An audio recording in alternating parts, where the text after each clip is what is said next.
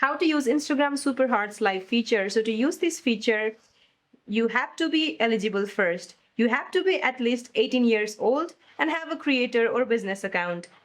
Also, you have to have at least 10,000 followers.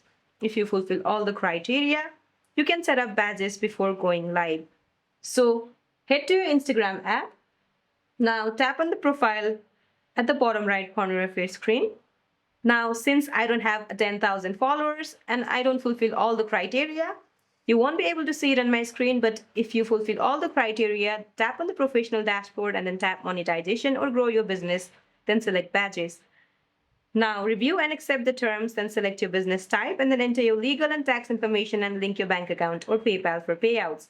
Now, to enable badges during your live stream, tap the plus icon to start creating an Instagram live and then tap the badges icon. Then ensure the toggle is turned on and add your live title. Then tap go live.